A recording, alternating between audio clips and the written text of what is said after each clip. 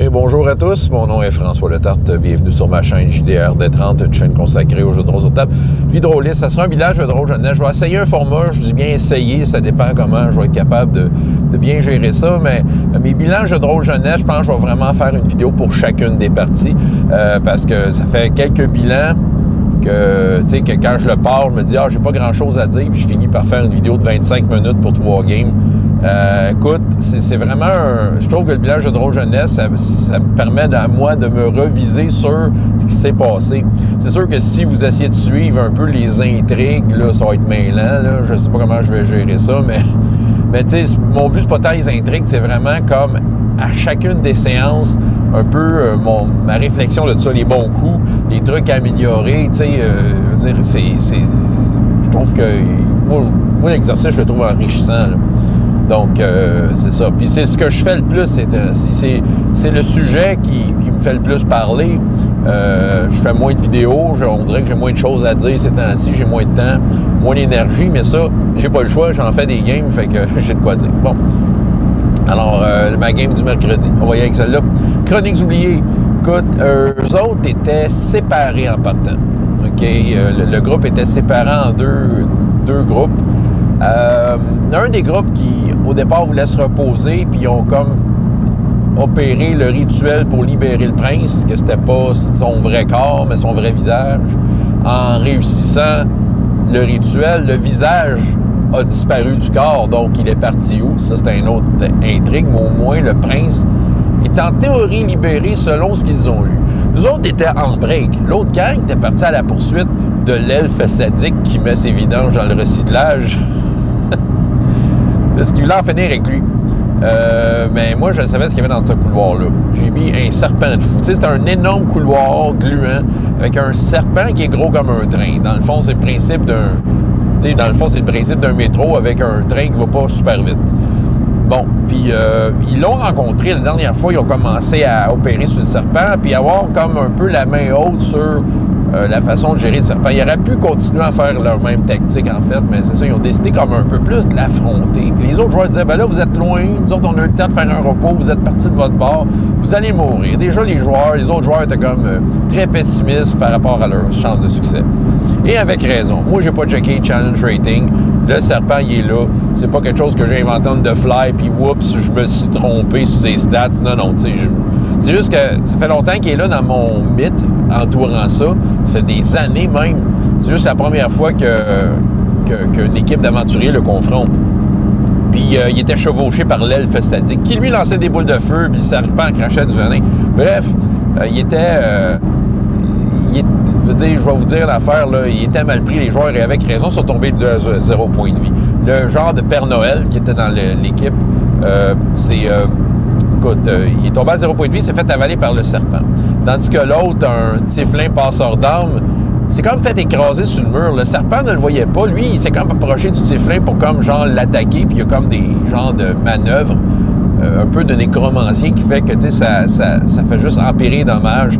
Puis aussi une capacité qui s'est pris que quand lui il reçoit des dommages, ça veut dire la personne qui l'a attaqué en reçoit la moitié. T'sais, en tout cas, il y a comme plein de manœuvres de même qu'il voulait mettre à profit, mais on s'entend, il n'y a pas énormément de points de vie. Il s'est fait effoirer sur le mur. Mais il est encore vivant à cause d'une capacité. Mais tu sais, encore là, c'est ça, ils sont vraiment mal pris. Le joueur Père Noël, par contre, il avait un atout. Il avait préparé son coup d'une certaine façon. V'là quelques séances.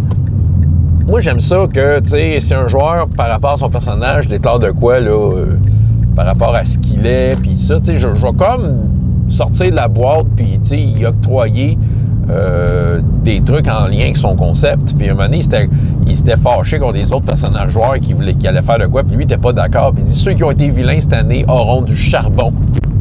Tu sais, un peu avec le mythe du Père Noël. Moi, j'avais trouvé ça très cool. Je me suis dit, écoute, il est dans son concept à fond. Parce que autant que c'est cocasse d'avoir le Père Noël, autant qu'il joue à fond. Fait que là, tu t'es retrouvé avec des pépites de charbon, dont une qu'il a utilisée pour affaiblir le faux prince. Mais là, il en a pitché une dans la gueule du serpent. Puis, j'ai pris ça en considération. J'ai pas officiellement mis en chiffres qu'est-ce que ça faisait. Narrativement, j'ai décidé que c'était affaiblissement. Mais tu sais, que je me disais peut-être que ça pouvait gêner un adversaire de façon significative. Étant donné qu'il a avalé le Père Noël, le serpent n'a pas tant le goût de digérer, le charbon fait son effet. Ce qui fait que ça retarde sa mort. Parce que même si le serpent n'est pas là le contracté dans son estomac de serpent, et même s'il est évanoui, le Père Noël, parce qu'il a survécu à son test il a fait un test contre la mort, qui a réussi. Mais c'est ça, mais il reste que je vais commencer à mettre des effets de la suffocation graduellement. Ça veut dire que les autres, il va falloir qu'ils sortent rapidement de là s'ils veulent le sauver. Justement, les autres, ils étaient beaucoup trop loin, selon leur calcul. Selon aussi une certaine logique non écrite. Ça n'a jamais été déterminé à quel point les deux autres qui ont rencontré le serpent se sont éloignés. Mais suffisamment pour que l'autre gang fasse l'équivalent de short rest de Chroniques oubliées en utilisant des points de récupération. Fait que les autres disaient, bon, OK, ils vont mourir. Là, il y a 3 choses qui rentrent en considération ici, puis je me suis mis à réfléchir à ça. 3 choses. Bon, parce que là, il y en a qui disent on veut joindre le combat avec les serpents, et avec raison. OK, la première chose, c'est que ce tunnel-là, tu sais, a des propriétés qui défient l'espace et le temps. Ça a toujours été dans mon... J'ai jamais écrit sur papier, fait que je peux pas comme dire un contrat signé, mais tu sais, ça a toujours été ça. C'est un endroit étrange qui mène vers une prison étrange qui est un peu hors du temps. Donc, puis où est-ce qu'il y a un gros taux de magie chaotique, là. Fait que, tu sais, l'espace et le temps de ce tunnel-là, c'est vague. Fait que pour moi, j'avais déjà une carte pour dire, ben oui, vous pouvez vous rendre. Sans expliquer pourquoi. L'autre affaire, un des personnages, le chevalier du groupe, parce que c'est un yel, chevalier, là. OK. Fait que bon, était le fils du prince. Le prince avait un lien avec le royaume, le lien des frères de la lumière, ce qui permettait au prince de gérer son royaume dans la justice. Okay? Sauf qu'étant donné qu'il était corrompu par le grand méchant, Mesli, ben Mesli le manipulait pour utiliser son privilège d'avoir un lien avec le royaume pour permettre à Mesli de récolter les prisonniers qu'il voulait mettre dans sa prison pour les torturer. C'est ça son but, ben Mesli. Il aime ça. Tu sais, comment je pourrais dire, les gens qui souffrent le rendent puissant. Fait que le prince, pendant très, très, très longtemps, n'était pas le vrai prince. C'était juste le visage dans un corps. Le visage le vrai prince est dans la prison, pas de visage, puis c'était comme un peu sa torture, tu sais, c'est comme, tu vas moins souffrir si tu m'aides, c'est un peu ça le deal. Je suis en train de donner le gros plot, si mes joueurs écoutent ça y est, ils le savent. Bon, fait que pendant ce temps-là, le prince avait son privilège avec la terre, mais tu sais, ça passait inaperçu parce que il y avait la permission des frères de la lumière. Étant donné que le rituel a été fait, étant donné que le chevalier a comme mis aux arrêts son père une couple de séances, je tiens compte de tout ça, mais aussitôt que son père a été libéré du rituel, il s'est retrouvé immédiatement héritiel. J'ai pensé avant de le dire, héritiel de ce privilège-là. Sauf que c'est très drôle. Il est rendu comme... elle rendu héritiel. Il faut pratiquer notre français. Du privilège des frères de la lumière. Ce qui fait que ce personnage-là a un lien avec le royaume pour la justice. Sauf que d'habitude, j'imagine qu'il y a un petit rituel pas expliqué avec un manuel d'instruction, il n'y a rien eu de ça. Fait que là, il va y avoir des effets un peu bizarres qui vont se passer pour les quelques séances, tant qu'ils ne se rendent pas en prison. S'ils se rendent en prison, je doute qu'ils vont je m'attends à ce qu'ils s'y rendent un moment donné. Mais c'est ça, fait que là, soudainement, il y a peut-être de l'emprise sur l'espace et le temps de cette portion de tunnel-là qui est dans son royaume auquel il est lié. OK. Je vais aller au bout de ça. Hein. OK, il est lié. OK, fait qu'il va y avoir... Il y a un peu de ça. Il y a aussi que, tu sais, j'ai fait sentir que, tu sens qu'il y a une créature impie sur ton territoire, le serpent. Fait que là, ça les motivait à y aller, mais ils se disaient, mais comment on fait pour y aller, tout ça? C'est sûr que malgré tout ça, tu sais, le délai en termes de round. Bon, je suis meneur de jeu, tu sais, le temps est élastique entre mes mains, là. C'est peut-être que les deux autres personnages, ça n'a pas été coupé au round par round. Il y a peut-être eu des pauses entre les fois où ils se sauvaient du serpent ou qui se cachaient du serpent parce qu'il y a une scène qui sont cachés dans le mur en se téléportant à travers un portail que le Père Noël a fait. Mais c'est ça, une cheminée, la cheminée est apparue dans le mur, il était dans la cheminée, puis ils ont attaqué le serpent. Tu sais, il y a peut-être de quoi d'élastique. Cette confrontation-là, ça a peut-être pas juste duré 20 secondes. Quoi qu'après 20 secondes, ils avaient 0 point de vie si on calculait ça de même. Fait que, tu sais, il y a ça. Je considérais donc, le tunnel qui a des propriétés un peu étranges au niveau de l'espace et du temps. Le chevalier qui peut peut-être guider ses troupes pour chasser une créature impie. Et la troisième raison, que je pense est la plus importante, qui est une raison purement logistique de jeu. On se voit 50 minutes quand on est capable d'être concentré pendant 50 minutes, parce que, moi, c'est ainsi, ça jase au début, on joue des 35 minutes, des 40 minutes, on coupe dans le temps. C'est correct, c'est une affaire sociale. T'sais, ils viennent autour de la table parler de jeux de rôle. Souvent, eux autres, il y en a une grosse gang qui ont leur game de donjon. Fait que, ils s'amènent leur livre, ils parlent de leur game. T'sais, moi, je me dis, c'est mission accomplie pour le sujet de l'activité. Là. Mais c'est ça. Mais tu sais, ils sont là, ils se déplacent un midi pour faire partie d'une aventure et faire de quoi.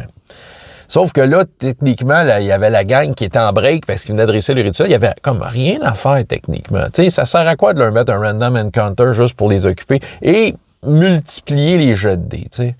Fait que j'ai été sweet en leur disant, et compte tenu de mes 2 cartes dans ma manche que je vous ai nommées, comme de quoi que oui, OK, si vous y allez, vous dépêchez, vous avez peut-être le temps d'arriver. Et comme de fait, fin de la séance, des 15 dernières minutes, ils étaient avec le serpent.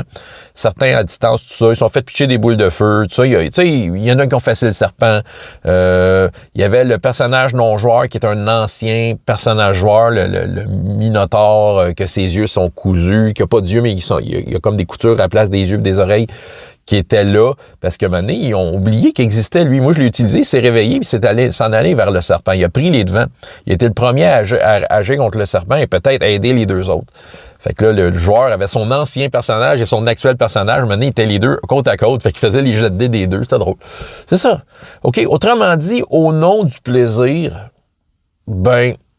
j'ai fait comme dans un film. La cavalerie arrive juste à temps. Pourquoi pas? Ah oui, j'aurais pu être intransigeant, être by the book, calculer les distances. J'aurais pu. Mais au nom de quoi? Tu sais, oui, aussi, j'aurais pu être intransigeant, les 2 autres dire, oui, c'est vrai, vous êtes morts.